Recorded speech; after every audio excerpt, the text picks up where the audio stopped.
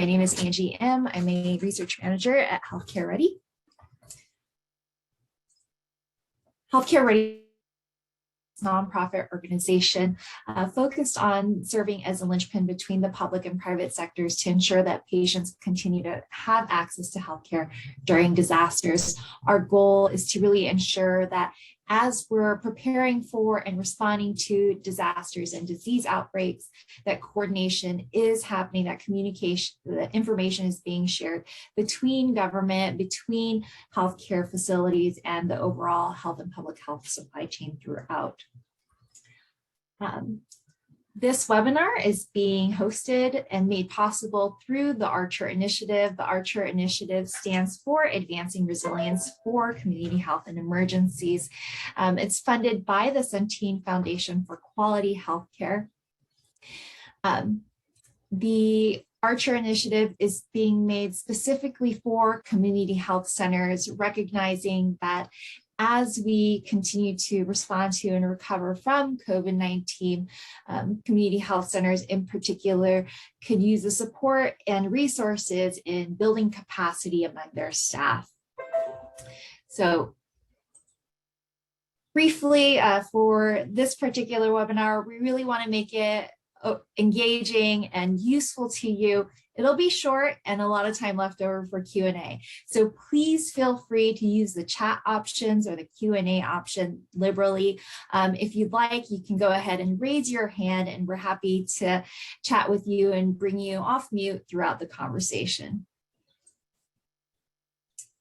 Again, my name is Angie M. I am a research manager at Healthcare Ready. I'm proud to introduce Brandon Locke, who is the CEO and Chief Solutions Architect at Neutron Engineering. I will go ahead and hand it off to you momentarily. I think the first thing to go is poll 1 and 2. So if you wouldn't mind introducing yourself, Brandon, and I'll go ahead and run the first poll. Absolutely, absolutely. Good afternoon, everyone. My name is Brandon Locke, as Angie said, CEO, Chief Solutions Architect, Neutron Engineering. I did my undergrad at Johns Hopkins, grad at Johns Hopkins, both in IT. I spent the last 22 years working in IT in some form of, from networks to systems to now cloud and cyber. So I somewhat span the gamut from an IT perspective, very horizontal in skill set, and that's how I built my company to be as horizontal. We are not central to any particular discipline. Our customers have requirements that span the gamut. As of 2022, we have to have cyber embedded in everything we do. So we've obviously integrated that skill set very well into our knowledge, skills, and abilities. So I'm happy to virtually meet everyone and look forward to a very fun conversation. Awesome, wonderful. Thanks, Brandon. So real quickly, just wanted to go over the results that we're seeing here in this initial poll. It looks like many of you have strong experience working in emergency preparedness within your community health centers, but about 2/3 of you have less than 2 years of experience. So we have a lot of folks on this call running through a variety of different roles and levels of experience, both in emergency preparedness and cyber. And we're happy to welcome everyone and hope that we're able to provide some useful information for all of you. And to the second poll question, does your facility have emergency operations or incident response plan for cyber threats? Almost half of you responded yes, and then 23% responded no, but intend to, and another third, not sure. So Brandon, as the expert, I'll leave it to you to take this information. Got it. Very well. And I'm happy to turn over the sharing capabilities over to you, Brandon, too. Perfect. I will do just that.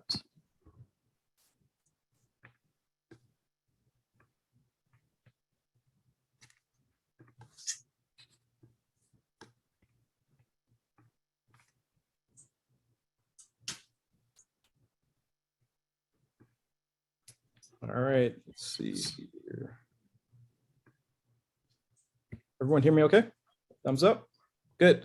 All right, again, so the lawyers wanted me to put this line in here. I'm not a lawyer, but I listen to my lawyer. So this presentation is for informational purposes only.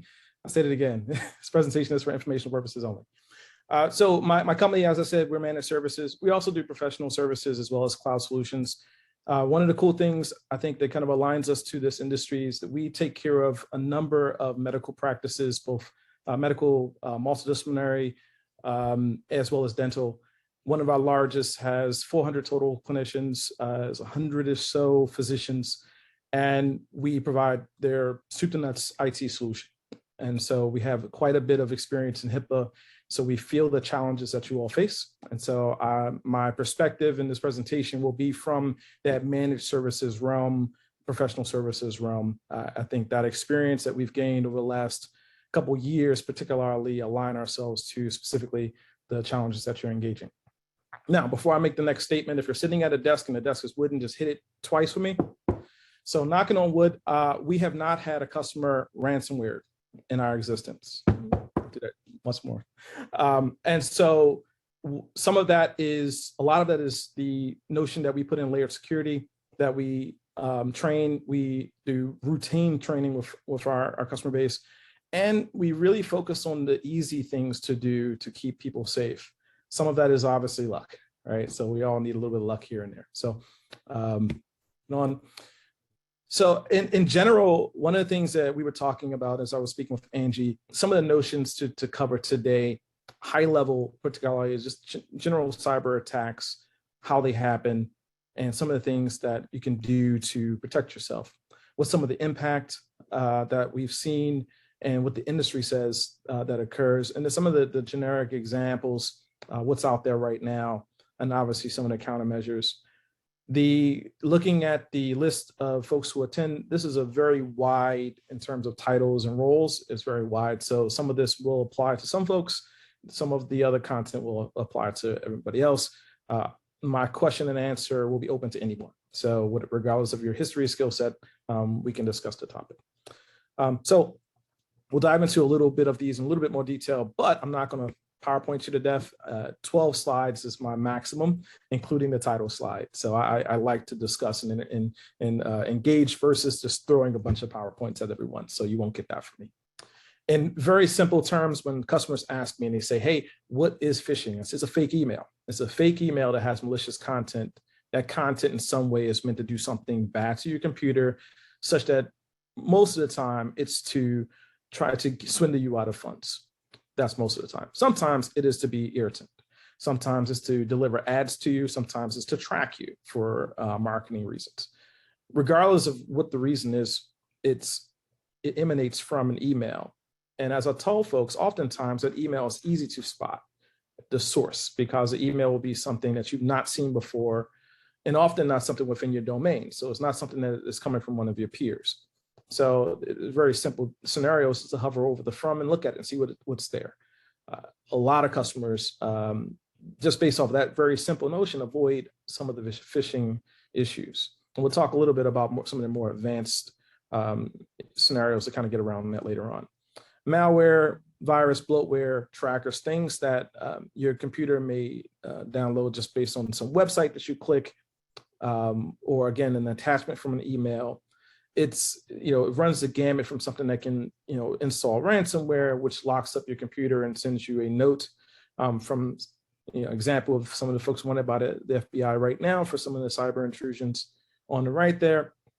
It can be something as simple as, again, malware that creates a bunch of pop-ups and has your browser running slow, or it encrypts your hard drive with, military industrial 4,000 bit keys that is very difficult to impossible to unlock.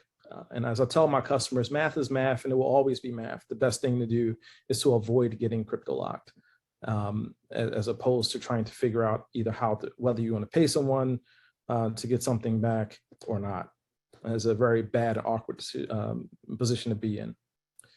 Data breaches, this is what keeps a lot of my clients up, because the notion of having to go public with something stating that data that was warehoused in a repository database of something that you manage was compromised and then pushed to some repository is a big concern of my clients. So when I survey, especially in the HIPAA healthcare environment, when I survey the COOs, CEOs, and those who are in charge, the biggest thing that they come back with is that they don't want to end up in the front page of the Washington Post, or even the second page, as having a data breach.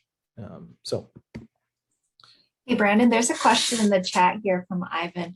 Are phishing emails successful only if one clicks on a link, or is there risk in opening them too? I think I've had that question myself sometimes. Yeah, so some of that can be dependent upon how your email client is configured.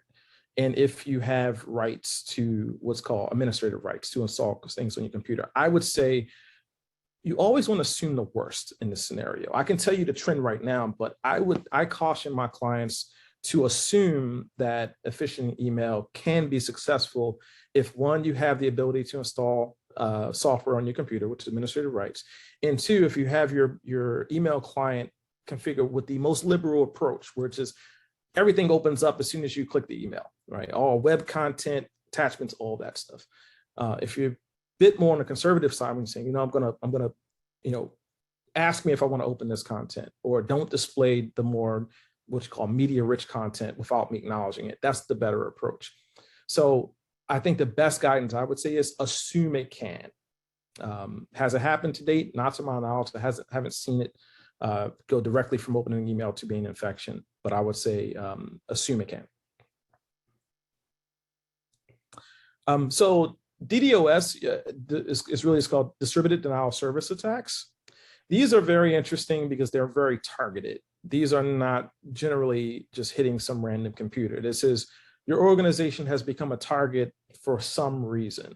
The challenge with distributed denial of service attacks is it's almost something that you really can't defend against. Now, there are, in the network engineering realm, there are ways within the provider that we can work with the provider to help, but even that takes time.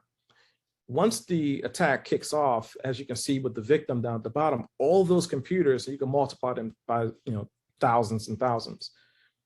All of those computers are targeting that one router or firewall or endpoint or whatever's connected to the internet that literally cannot answer all those requests at the same time. There's just not enough resources to do it. And depending on how your firewall is configured, your firewall may do something called a reject, where it says no. Or it may do something called a discard, which just doesn't listen to it, it just lets it go. Either way, it has to consume resources to do one of those things. And they have to do that. Your firewall has to either respond or ignore it. Both of them are consumers of resources, and that's how the distributed denial service will shut down a website, will shut down a company's access to the internet, et cetera. So that's a pretty big concern in terms of cyber attacks. The other big concern would be 0 days. 0 days is very simply something we've never seen before, meaning that's the first time we've seen that vulnerability or exploit of a vulnerability in the wild.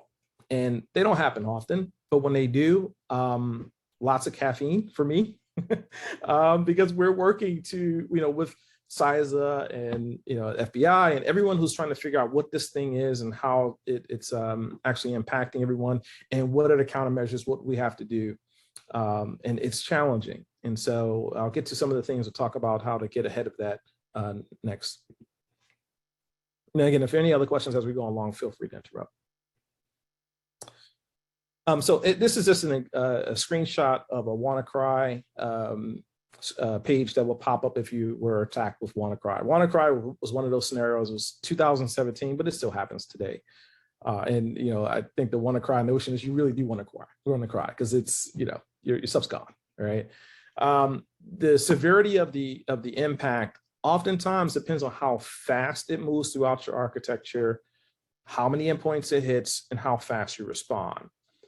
Some of the exploits will come in and listen, look around, do some reconnaissance, and maybe start beaconing back to whoever is controlling them. Some of them come in and start encrypting pretty quickly. So it is a wide variety. So again, I go with the worst case scenario in that. The worst case scenario will be they come in and they immediately start encrypting, and then you get these splash pages where you have to send Bitcoin to some entity to get your stuff back. Insurance companies have been paying, essentially to help you facilitate that.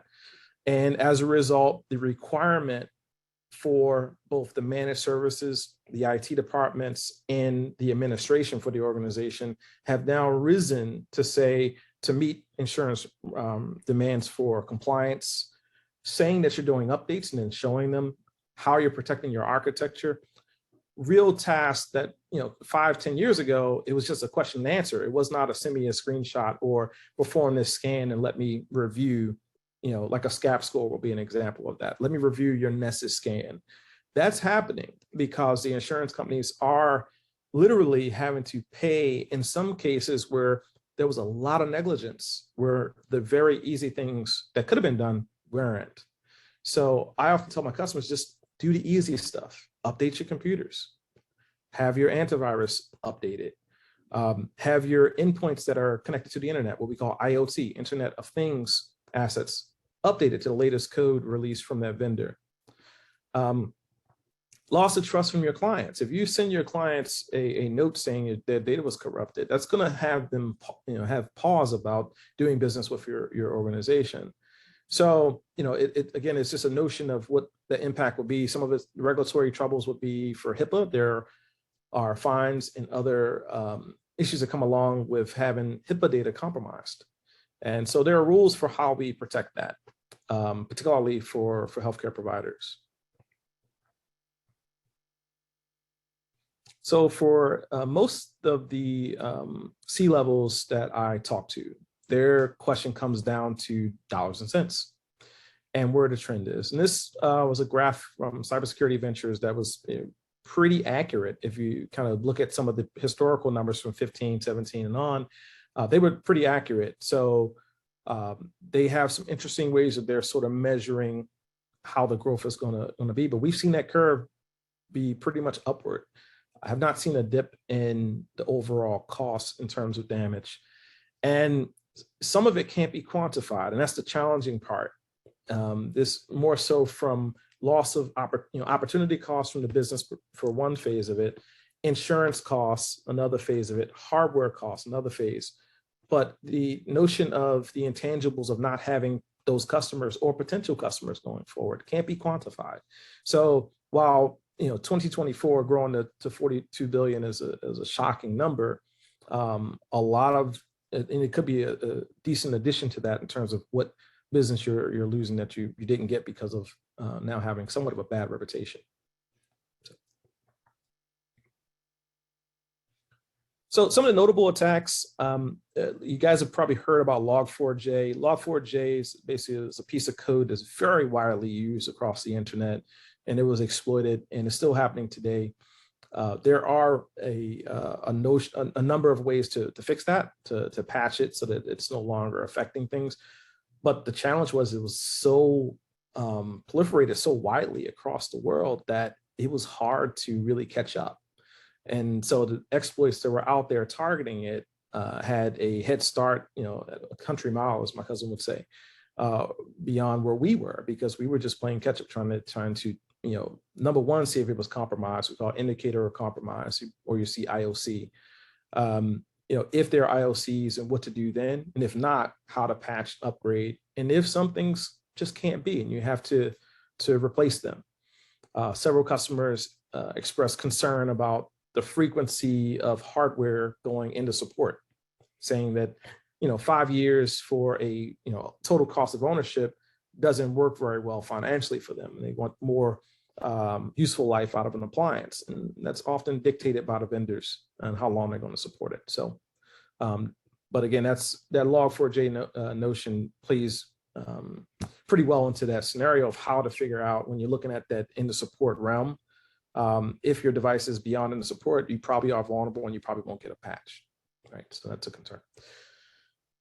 SolarWinds, I know you guys heard about that. It was all over the news. It was what I call a sleeping giant, because the individuals were there for months to years collecting data and doing exfil of data. So it's one of those that'll go down in cyber history as a juggernaut, but it also gave us a lot of lessons learned.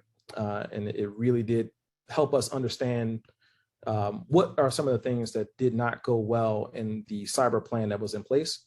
and what are some of the things that could have been done better. And I'll get to that in 1 second. Whispergate is what's happening today. That is the attack that's happening against the Ukrainians. It is a very interesting exploit, because it was an exploit that really, it required you to have a little bit of interaction with it, as opposed to it just infecting your computer and just running. It really gave you a fake out in the initial. So that's how some folks were able to help themselves not get fully crypto locked. It damaged their computer, but in some scenarios, they did not exfil or crypto lock the computer, just because some of the countermeasures that were in place. So CISA, we utilize their resources often. There's a lot of really good work coming out of CISA. So it just an approach to how to immediately engage the Log4j vulnerability is essentially a graphic. So lots of really good information out of CISA. We use them often. So one of the things that we learned with the SolarWinds scenario was that there were a lot of jelly beans and cookie crumbs left all over the place that no one picked up. And the question was, how would we have picked those up? How would we have known such that you could either shut down those connections, or even started monitoring to kind of figure out what it was? And really, it was the notion of protecting the endpoint.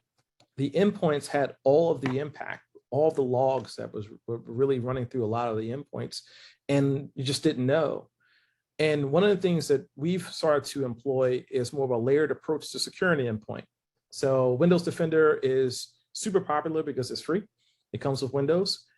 One of the notions that we're thinking about now is, since it's targeted so much right now, and Whispergate targets Defender directly, there's a number of others that do as well. If we use a second antivirus that's AI, artificial intelligence based, that can work alongside Defender, then they won't have the same vulnerabilities, generally speaking. So it's a way to offset that vulnerability. So we started to do that with the endpoints. It's really to protect the endpoint by assigning a separate AI-based threat detection. But in addition, focusing on patching and updating known vulnerabilities. Microsoft, Mac, Linux, Android are releasing these updates. You want to test them and release them as soon as possible. They're not going to break anything else. Go ahead and roll those out so your security plans are up to date. And then you want to scan and make sure that you have that compliance. What is up to date and what is not. A lot of folks answered that you did have incident response IR plans. That's awesome. Disaster recovery and COOP are super important. Your backups. Do you have on-site backups as well as off-site backups? How frequently are they done, and have you tested those? Are you drilling those? You should be drilling your backups. See how fast it takes to restore, and what's the quality of the restoration? Are you doing differentials? Are you doing just fulls? Have a really good understanding of what your backup plan is and who's in charge of it. And then when it's backed up, you also want to know the frequency based on the scenario that you're having. If ransomware does happen, you don't want to back up a ransomware volume. So there's a little bit of care played in terms of how you move those backups around. So you have that daily backup, 7 days, month, and then you have what we call stacks. We would stack those so that we know if you can pinpoint based on your IR when it happened, then you know how far to go back. And it seems like there's a question, Angie.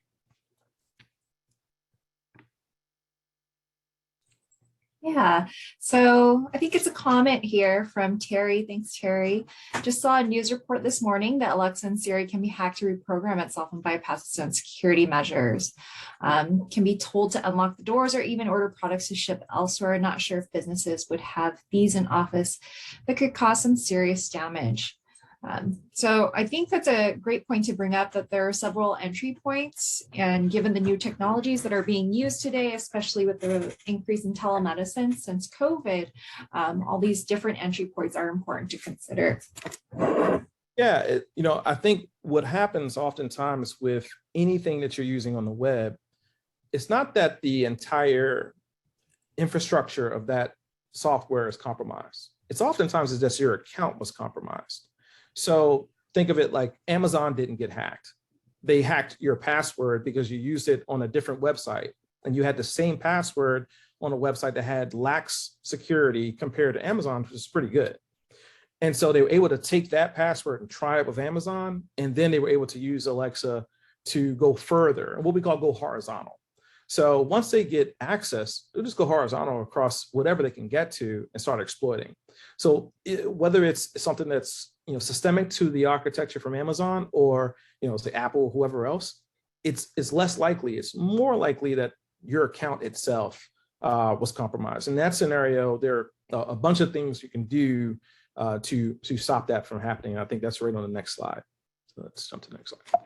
Yeah, and also, as we're talking about these, maybe Brandon, while you're talking about this, we can launch the poll on barriers to cybersecurity. Interested in, for those folks on the call, what are your facilities barriers to ensuring that you're able to build a resilient infrastructure or able to make sure that staff has the appropriate training that's needed and so forth? So we'll let this poll run while you cover this slide. Thanks, Brandon. Yeah, no worries at all. So some of the things you can do now, I like to tell my clients, there are modern solutions to the problems that we face. And oftentimes it's not just that you have to use something that's super technical. A lot of it's very low tech. Like instead of having your password typed into a note on your phone, which it's bad, write it down. Write the password down, put it in your wallet or your purse. I would rather you do that than type it into anything intelligent except for password vault. So, I try not to mention vendors because I don't want to do advertising for other vendors, but there are vendors that have very good solutions for vaulting your passwords where you can use a two-factor authentication to protect it, right? So I would say write it down in a low-tech scenario. But in terms of other ways that you can really protect your architecture, AI is really going to be, in my opinion, based on my experience the last 20 years, AI is going to be the best approach because it doesn't require a human response. And a lot of the tools can be configured to respond in a way that protects you. It may stop business for a moment. For instance, if there's an email that is trying to be sent to you, have the email get quarantined before it gets sent to you. So that it doesn't do anything but state, hey, this is an email from so-and-so, do you recognize them? I think that's a better approach to, you get an email and then you have to hover over something to try to figure it out, or you double click it and just say, yeah, that's not for me. In addition to that, there are now tools where your endpoint is talking to a dashboard. The dashboard is also talking to your firewall. So your firewall and your endpoint have different data that are being collected. So that telemetry between those, when put together, give us a much better picture of your interactions on the internet.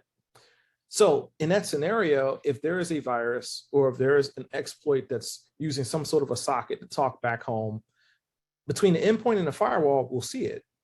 And we'll be able to either interdict, do something different, stop it, alert you. But the best thing that we can do now is we can alert your cyber team or your IT team or your managed services provider so that they know. You don't want it to be where a human is actually the first point of contact because we're too slow. At that point, if something bad is going to happen, it's already happened.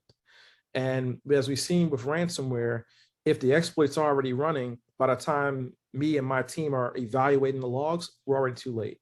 I'd rather something that's not that's an autonomously intelligent entity engage immediately upon anomaly detection and then alert me to that anomaly so I can be able to evaluate the credibility. And then I can say, no, that's fine. I evaluate that's good. Let that traffic go. Or no, that was a good stop. SolarWinds would not have been as bad a deal if that were the case. Obviously, there are lots of cyber professionals coming out of the universities today, and lots of folks who are switching careers. Getting into cyber is a very exciting career. So engage cyber professionals, hire a managed service provider, someone that is qualified to engage solutions, build a comprehensive solution, but not focus just on boundary, but endpoints as well. So you want the combination such that you can really be safe on the internet. But I tell my clients, something's better than nothing, because these simple things are what keep you safe. And as I've seen over the many customers or even some of the peers who say, hey, My uncle has a company and they had a problem. Can you talk to him? Sure. I pick up the phone and the statement is pretty common. Well, I have this splash screen that says send Bitcoin to someone. Can you come and reverse this for me? Probably not.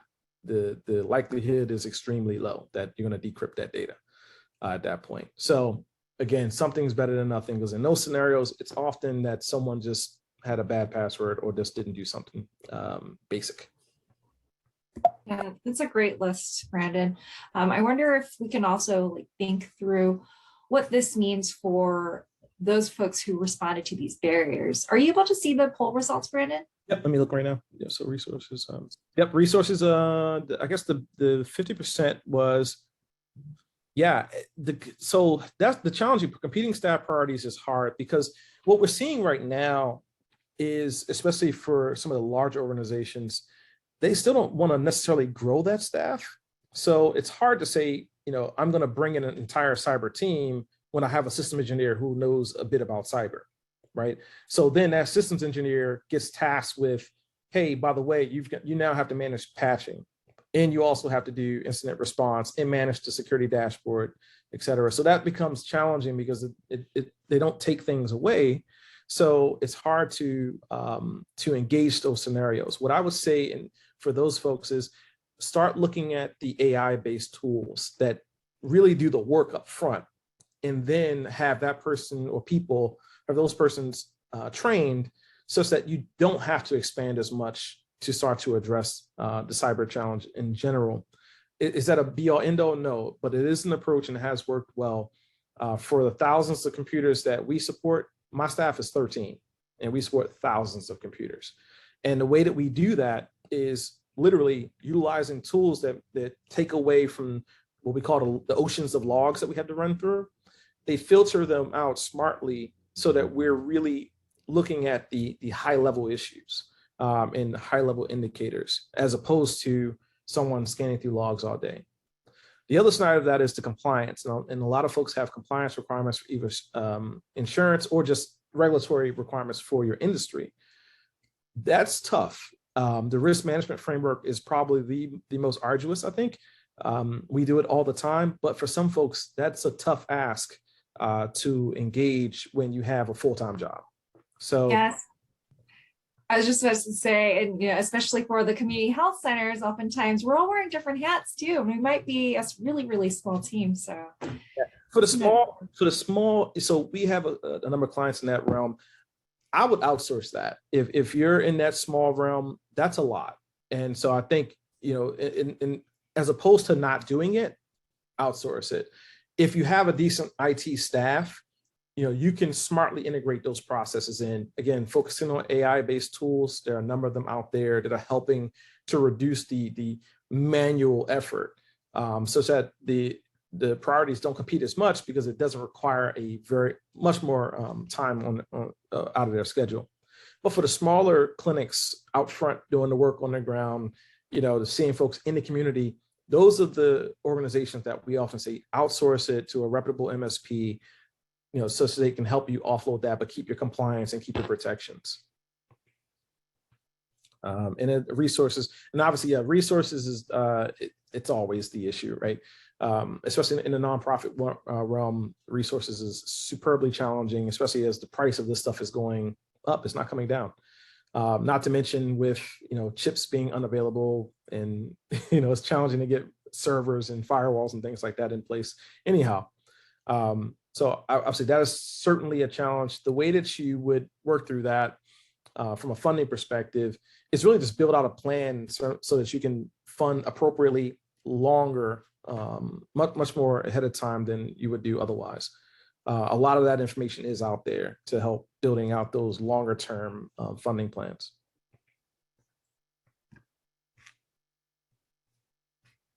Let's pull out the way. Incident response, it is tricky. There is no playbook that fits everything exactly, but you can stay pretty high level, as the 6 steps to IR suggests. Stick to a pretty simple approach to identifying. You have to be prepared. You have to know who's on first, as I'll tell my team, who's the incident commander, and who's going to be the person calling the shots when this thing's going on, and who's the backup. And then you start working through detection and analysis to find out what the issues are. Containment comes next, which is, can you contain it? Is it software driven? Is it something that went through Windows? Is it Mac only? Is it Windows only? Did it hit servers? Are you beaconing out? Do you need to shut your internet down? Those are all those questions that you go through in that period before you get to eradication, to be able to say, okay, we now know what the impact was. We have contained it to a certain VLAN or a certain network or a certain operating system or a certain domain, whatever the attack vector may have been. Then you can start eradicating based on a proven plan. And we often tell clients the eradication should not happen on the same network. It should be a tested scenario in an enclave where you can prove that you eradicated it before you go to recovery. Obviously, CISA and FBI will seek assistance, so folks who are doing this day in and day out can assist. And some folks have gone through this without notifying the public because they don't want to be on the news. I would say it's better safe than sorry to engage authorities, get some assistance. Lastly, really, integrating layered security, which is just not a single antivirus. Use something AI driven. Not having the same firewall that you had 15 years ago.